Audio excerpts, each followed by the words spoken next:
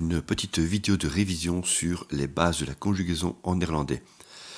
Alors, avant de commencer, on va quand même dire qu'il existe deux grandes familles de verbes en néerlandais. Ce sont les verbes qui sont dits réguliers et les verbes irréguliers.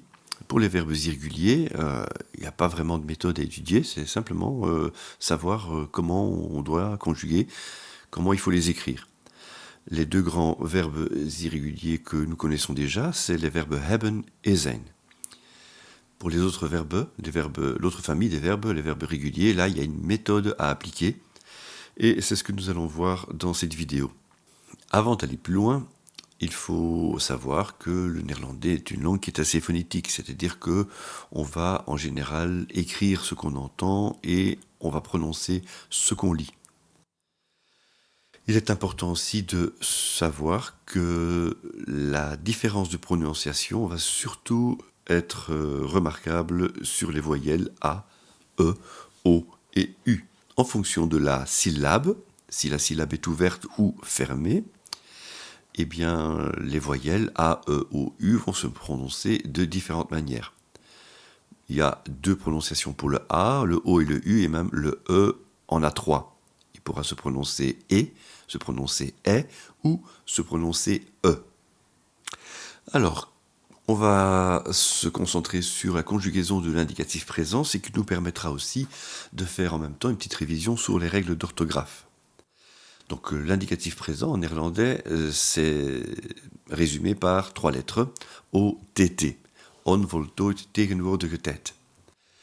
Donc l'infinitif, lui, il est composé de deux parties. La première partie, c'est la racine, et la deuxième partie, c'est la terminaison. Donc l'infinitif est composé du radical plus terminaison. On va prendre un exemple avec le verbe werken. Donc werken, le radical c'est werk et la terminaison c'est le en. Ce qui nous intéresse pour conjuguer au présent, pour commencer à conjuguer au présent, c'est le radical, c'est-à-dire werk. La règle générale, eh bien on va l'appliquer en utilisant le radical à la première personne du singulier, à la deuxième personne du singulier, que ce soit avec le je ou avec le u, on va utiliser le radical en rajoutant la lettre T à la fin du mot. Alors, le je, c'est la forme familière, et le u, c'est la forme polie, c'est-à-dire le vous, mais qui s'adresse qu'à une seule personne. Hij, ze et het, ce sont les trois personnes qui expriment les troisièmes personnes du singulier. Hij, c'est pour il, le ze, c'est pour elle, et le het, c'est un petit peu le il quand on veut dire il pleut ou il fait beau. Donc là, on utilisera aussi le radical plus la lettre T.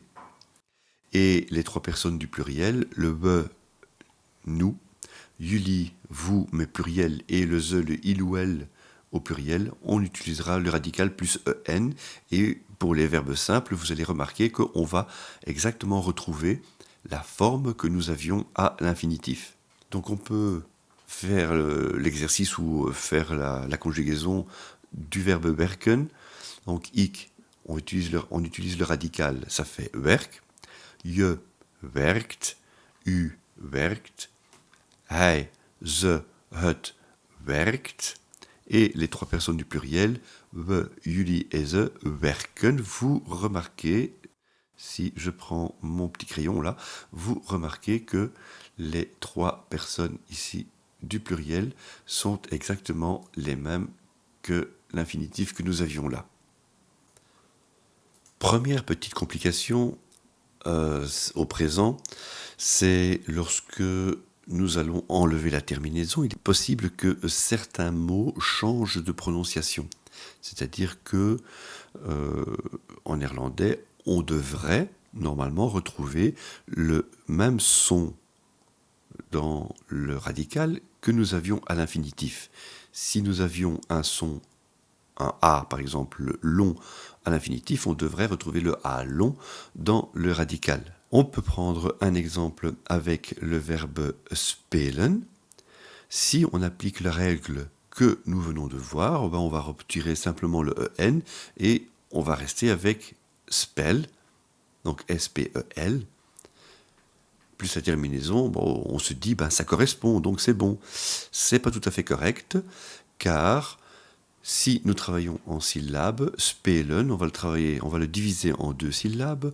La première syllabe, c'est spe, et la deuxième syllabe, c'est len. Vous entendez le son e dans la première syllabe, et vous entendez le son e dans la deuxième syllabe.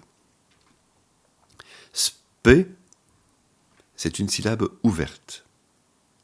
Comment le sait-on ? C'est simplement parce que la syllabe finit par une voyelle. Et donc, comme la syllabe termine par une voyelle, le son de cette syllabe est long. Pour l'instant, notre radical se prononce spell. Pourquoi cela ? Parce que nous n'avons qu'une seule syllabe et elle termine par une consonne. Une syllabe fermée par une consonne qui ne comprend qu'une seule voyelle, cette voyelle se prononcera de manière brève. Le son sera court. C'est en contradiction avec le son long que nous avions dans notre infinitif. Nous devons donc appliquer la première règle d'orthographe, c'est-à-dire qu'on doit doubler la voyelle pour que notre son dans notre radical respecte le même son qu'il y avait dans l'infinitif. Donc, on peut doubler la voyelle. On écrira notre radical non pas spell avec un seul E, mais spell avec 2 E. On refait le même exercice que nous avions fait avec werken. On applique la règle de base, la révision de la règle de base, radical plus T, radical plus EN pour le pluriel, mais cette fois-ci avec spelen comme infinitif. Ik speel, le radical avec les 2 E. Donc le doublement de la voyelle.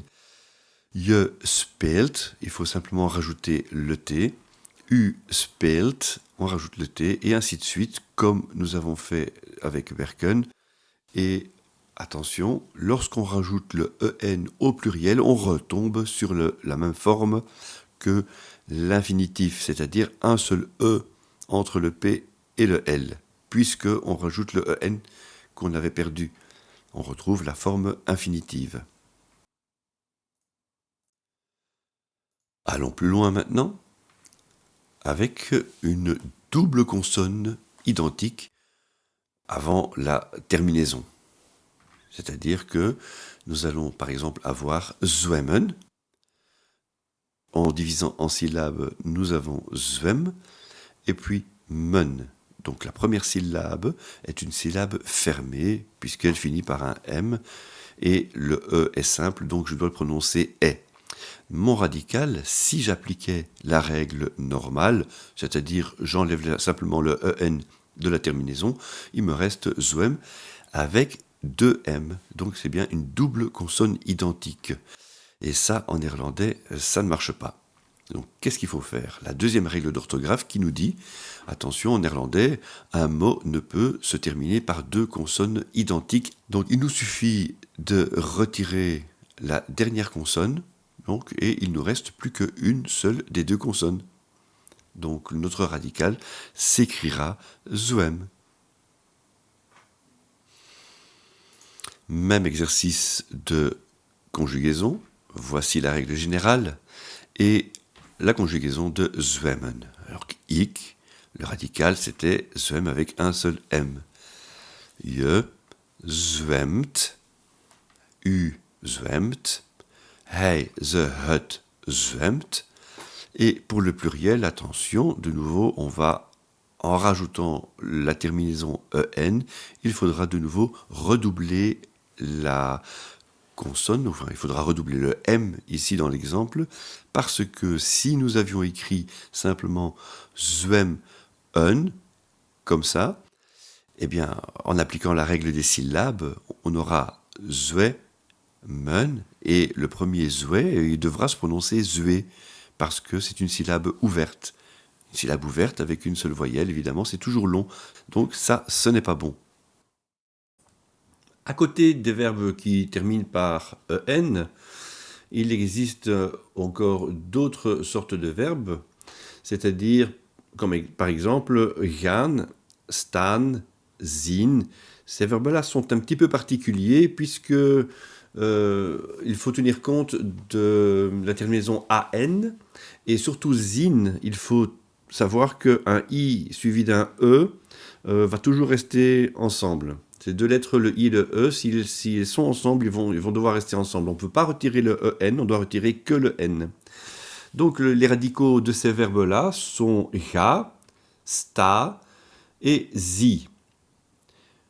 Petite particularité pour ces verbes, lorsque l'on rajoute un t, voilà, ik, ga, c'est le radical. Lorsque je rajoute un t à la deuxième personne, il faudra doubler le a pour garder le son long. Sinon, si je rajoute simplement le t au radical, je vais avoir un son court. Donc quand on dit qu'on rajoute un t au radical, il faut bien évidemment toujours respecter les règles d'orthographe pour avoir le son qu'on avait à l'infinitif. Si à l'infinitif j'avais le son long, eh bien dans mon radical devra avoir un son long. Et dans ma conjugaison, je devrais retrouver ce son long aussi. Voilà, c'est pour ça qu'on double le A. Même chose avec stan, ik sta, je staat, on double le A. Et zien, comme je vous l'ai expliqué, on ne retire pas le en, mais on ne retire que le n, puisque le e doit rester collé avec le i. Lui, il a moins de problèmes, puisque on ne doit pas lui appliquer de règles d'orthographe. On rajoute simplement le t au radical, comme on l'avait fait avant. Dernière précision avec je. Donc j'ai gardé ça pour la fin parce que c'est quand même un élément important, mais je voulais pas trop embrouiller votre esprit. Donc quand on travaille avec je, il faut faire attention parce que vous savez qu'il faut rajouter un t lorsque vous conjuguez à la deuxième personne du singulier, rajouter le t au radical du verbe, mais pas lorsque le je se trouve derrière le verbe. Donc là, il ne faudra pas le rajouter. Donc exemple, lorsqu'on fait des questions ouvertes ou fermées, werk je vandaag in de tuin, werk je, donc travailles-tu aujourd'hui dans le jardin, werk je, le je se trouve derrière, le werk, on ne doit pas rajouter de t au radical. Waar ga je naartoe, question ouverte avec un mot interrogatif, waar ga je, le ga ne prend pas de t. Pour continuer, on peut aussi avoir des inversions lorsque on commence la phrase par un complément.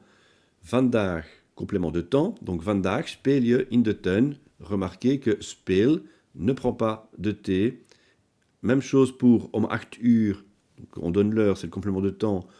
Om 8 uur vertrek je naar school. Vertrek ne prend pas de t parce que le je, donc le je en tant que pronom personnel sujet, se trouve derrière le verbe. Si vous avez déjà retenu toutes ces informations-là, vous êtes quasi bon pour conjuguer au présent de l'indicatif en néerlandais.